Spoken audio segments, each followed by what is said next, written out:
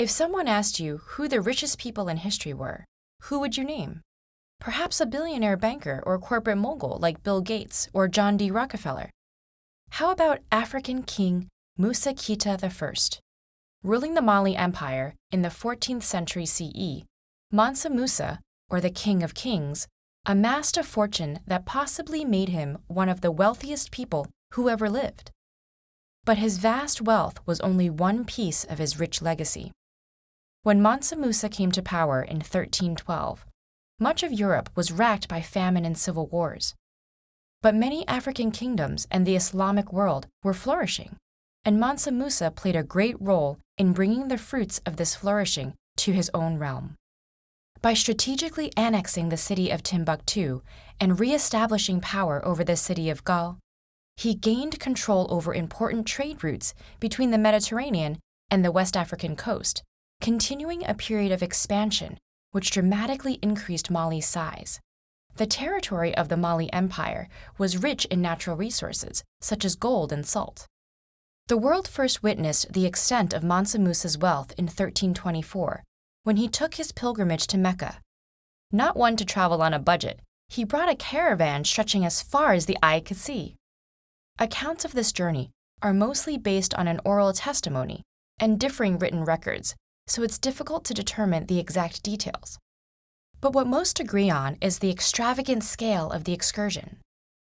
Chroniclers describe an entourage of tens of thousands of soldiers, civilians, and slaves, 500 heralds, bearing gold staffs and dressed in fine silks, and many camels and horses bearing an abundance of gold bars. Stopping in cities such as Cairo, Mansa Musa is said to have spent massive quantities of gold, giving to the poor, buying souvenirs, and even having mosques built along the way. In fact, his spending may have destabilized the regional economy, causing mass inflation. This journey reportedly took over a year, and by the time Mansa Musa returned, tales of his amazing wealth had spread to the ports of the Mediterranean.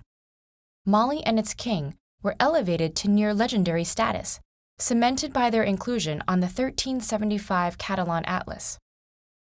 One of the most important world maps of medieval Europe, it depicted the king holding a scepter and a gleaming gold nugget. Mansa Musa had literally put his empire and himself on the map. But material riches weren't the king's only concern. As a devout Muslim, he took a particular interest in Timbuktu, already a center of religion and learning prior to its annexation. Upon returning from his pilgrimage, he had the great Djinguereber Mosque built there with the help of an Andalusian architect. He also established a major university, further elevating the city's reputation and attracting scholars and students from all over the Islamic world. Under Mansa Musa, the empire became urbanized, with schools and mosques in hundreds of densely populated towns. The king's rich legacy persisted for generations, and to this day, there are mausoleums, libraries, and mosques that stand as a testament to this golden age of Mali's history.